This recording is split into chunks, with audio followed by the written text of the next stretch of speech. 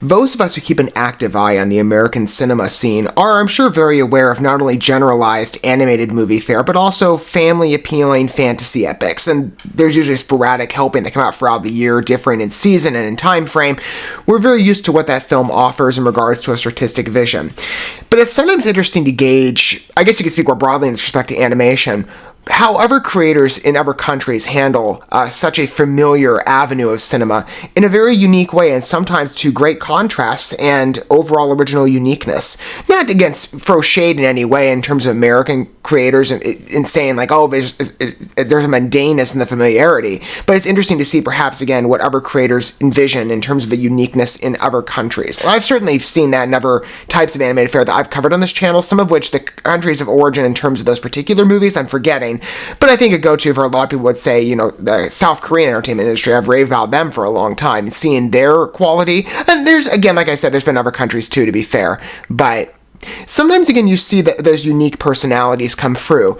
Let's see if Perlimps happens to float between both the perspective of from unique animation in a broader sense and unique family-appealed fantasy fare. I think there's a chance with this. Right now, it's not necessarily the most potent release. It's still making its way around several other Eastern countries. It has touched the West in regard to Canada, but it's right now processing its way for the awards circuit. Let's say, for example, you can check this out on IMDb for yourself if you want to go through the specific awards venues. France, Switzerland, New Zealand, Spain, Sweden. It's going all over the place. And maybe at some point it'll make its way to the US. I saw the trailer, at the very least, is getting some good circulation today. If it's in fact the first I've heard of this, in particular some of the channels that I'm linked up to. But let's take a look at Perlimps and see if this is a fantasy piece. From what I can see, at least on a first impression on IMDb, it seems like a very colorful and opulent release. And the background, you know, while familiar, it does sound charming. And again, I think it does have that unique family fantasy foundation baseline. I say family again in the sense of who it's going to appeal to most. This is, again, if you're not familiar with Perlimps, a background is presented by IMDb. Claé and Bruó, two secret agents working for enemy kingdoms who are dispatched to the Enchanted Forest. They have finally discovered they're on the same mission to save the Perlimps from the terrible giants that have surrounded the forest. So again, like I said, family appealing. I can see this immediately reaching to kids, perhaps, who are very invested, let's say, in literature and children's stories in regards to fantasy-type elements in terms of fantastical creatures, let's say, for example, the giants, the Enchanted Forest. There are similar threads here, too, again, where I could see this having a very wide appeal, sort of in the vein of what we would say maybe along the lines of Disney or a Pixar release. Or maybe some other markets, whichever one I'm thinking of, let's say, what's that one that Apple's doing work with now? John Lasseter's with them. I forget the name of the company, but there's again a couple companies that maybe people can bring to mind in regard to other releases that you've personally seen that have threads to Perlimps, and you've seen the reception that it debuts at the box office or perhaps in the streaming markets and how well it's received among family audiences. But I could see Perlimps, if it does make a more generalized Western debut, and I imagine that someday it probably would, it's going to have that same baseline. It's a shorter movie at only 75 minutes, I think. Yeah, 75 minutes. The ratings are pretty good, at least on IMDb. Currently, it's sitting at 8.6 out of 10, 20 free reviews, so it's not much, just kind of a rough spattering. But let's see, how the film is. Again, like I said, it's got a lot of awards recognition right now, and it's still making its way through many Eastern countries. Let's see what this film has to offer. I thought, I tried to give it a background of a look to see what the country of origin was. I believe it's Brazil, even though, again, like I said, it hasn't debuted there yet in regards to what IMDb has tracked. At first I thought it was a French movie. Apparently it's in the Portuguese language. But if it is, in fact, a Brazilian film in origin, it's kind of unique. I haven't covered Brazil fare, I don't think, this channel before at all. Let's gauge their animation market and see how this, if again, that's true. Let's see how this film is from two trailers. I have both pulled up, and I'm just going to feed from one end to the other. We'll start with the teaser first. They're relatively the same length, too, so it should give us a good vision of the movie. Hopefully. Let's see. Let's see what Perlimps has to offer. Looks like a children's story, to be honest with you, in the way it's visualized. I think the storybook comparison was quite accurate. Adventurous, visually tasteful. It's got Sony attributions, too, in regards to its connections. Contato Reino do Sol. Contato Reino do Sol. Agente Claé chamando. SOS. SOS. Os gigantes cercaram o bosque. Quite beautiful. Os Perlimps. I like the depiction of nature that could also appeal to adults. Even if perhaps, again, it has that approachable story for any age.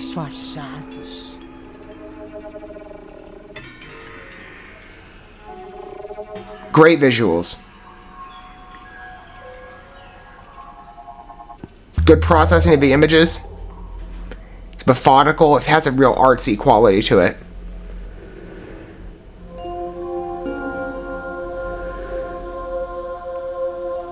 Let me know in the comments, too, if I pronounced it correctly in regards to Perlimps. I'm just going off a rough estimate here. If it's a Portuguese word, I'm sure that I could issue a correction if offered. Like I said, the storybook comparison in regards to children's literature, I can think of several books I grew up with when I was a kid that the visual style, let's say, what's the one I'm thinking of? Ezra Jack Keats. There's a blend here in the styling. I don't know, maybe that was an inspiration or maybe it's just a familiar connection that at least I can bring up from what I'm familiar with. But again, it has that general aesthetic that I could see not only appealing to kids in regards to stories that they're very familiar with, told in a visual context, of course, but also for adults who might enjoy a good artsy project, even if a story, again, is approachable to everybody in age and, what's the word I'm looking for? Sophistication. I think it could be good. You know, there's been many cases where you look at animated fare, especially in the U.S., where there is a wide appeal in regards to who the film touches and who it reaches to. It doesn't necessarily have to be mandated specifically towards a kid audience. Adults can enjoy animated fare too with their kids. You know, perhaps if the story and the presentation of the film is woven together enough to have that appeal. I think there's potential for what, again, I'm going to pronounce, and again, feel free to correct if I'm wrong on this. I'm just going to say Perlimps. What I'm seeing has a lot of drive. I'm quite impressed with it. It has a flair that, again, if you're familiar with artistic, well, not artistic, any film is, you know, considered art really, but if you're familiar with awards fair, it has that general illustration and energy to it that is quite familiar to the art scene. Or the award scene is why, again, it's easy. They both begin with A. Sorry if I'm mixing up the words here. Good first teaser. I think that really stresses, again, the artistic vision of the piece through the illustration.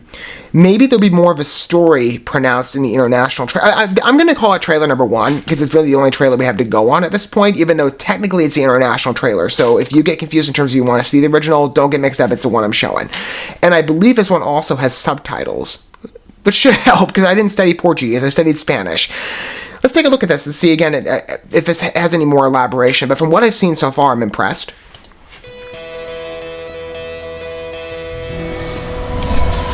I think this fits in quite well with Sony attributions, by the way, because they were credited. Kind of reminds me of some other fare I've seen from them. On the animated line. Quem está aí? Você está diante de Claé, agente secreto do Reino do Sol. Eu sou Bruó, agente secreto do Reino da Lua. É lobo! Lobo! I like the mixture of styles. I like the painted background against what would be more familiar, at least in some... Não tem nós. This is a really appealing visual for the characters. A união dos Perlimps é capaz de criar a maior energia de todas.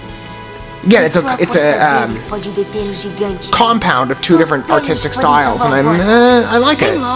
It's a good fit with each.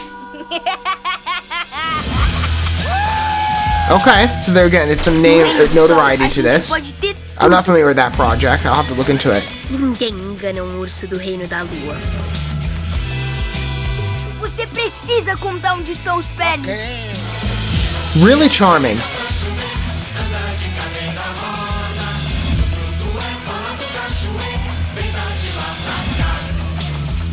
Fruto sagrado.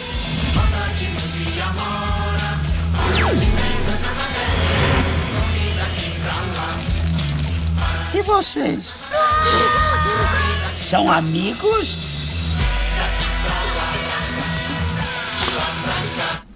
Like I said, I do see this project from a variety of perspectives in regards to how its reception might be produced. If it does, again, get that wider release, which I would assume at some point it would. And there are people, who might look at this and be like, wait, I don't typically watch, film fare in another language, especially when it considers children's entertainment. So again, as a family watch, I think this is quite unique, but I do think it's approachable enough that perhaps for the non-Portuguese speaking audience, or those of you who perhaps, again, don't typically resort to the awards film market or other international releases in regards to entertainment that your entire family might enjoy, I think there's a position of uniqueness here where maybe this film will be charming to you. I don't know. Like I've said, there are connections to it when you watch this. It reminds you maybe releases that you're familiar with personally, or children's stories you grew up with. Again, there's a real energy to that, even though the story, again, has those foundational traits to it that remind me a lot of kids' appealing fare. I really like the vision here. The artistic style, the frame rate as well to accompany the visuals as they're produced on screen, especially in the context of that first trailer, like the raindrop and how that was processed. I thought it was quite beautiful. This one, the same. Again, like I said, I look at the trailer in its entirety and I see a story that is very familiar in its presentation to other children's-esque animated fare that might have that wide audience appeal, in particular given the visuals. Or you might just want to sit down with your kids and watch an entertaining watch with them, even if perhaps it's in Portuguese. And I would assume that they're going to produce subtitles here they'll probably have as available in the film. So you can still make it as approachable as you can to enjoy for yourself. I do think there's a lot of strength to it, at least from what I've seen. So again, we'll see perhaps what the overall response will be when it hits a bit of a wider distribution.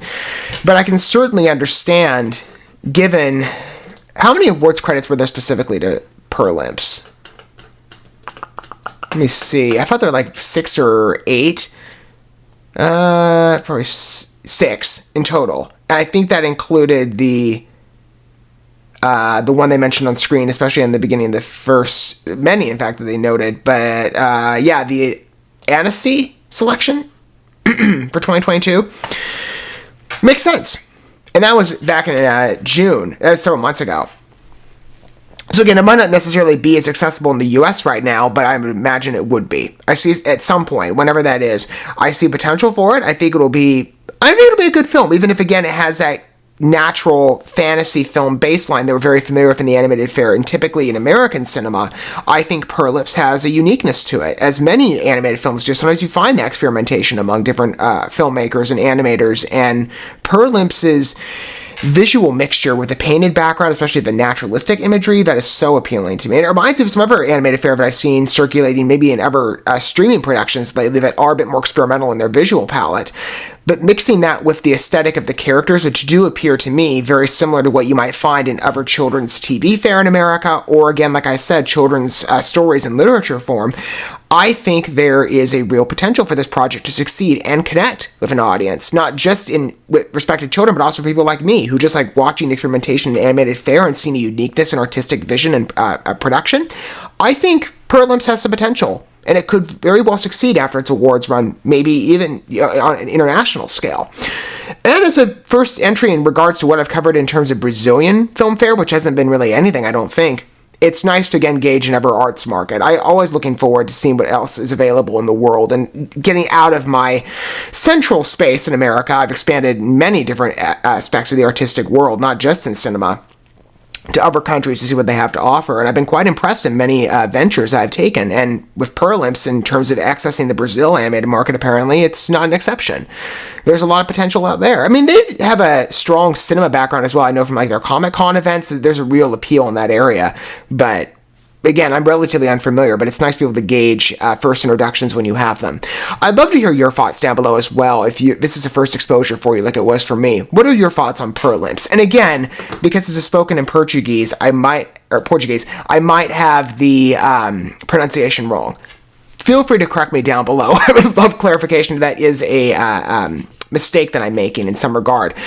But generally, I'd love to hear your thoughts down below on the project. Do you see yourself watching this perhaps as a family entry with your kids? You know, could you again see perhaps what I'm connecting to in regards to children's storytelling, whether it be in literature or animated form of what's typically available in the U.S.? Do you see that through line to Perlimps that perhaps amid even a international project jumping that you have to take, it's still a project that connects with you, and you could see your family sitting down and watching this perhaps with your kids. You could see your kids watching this by themselves and being entertained.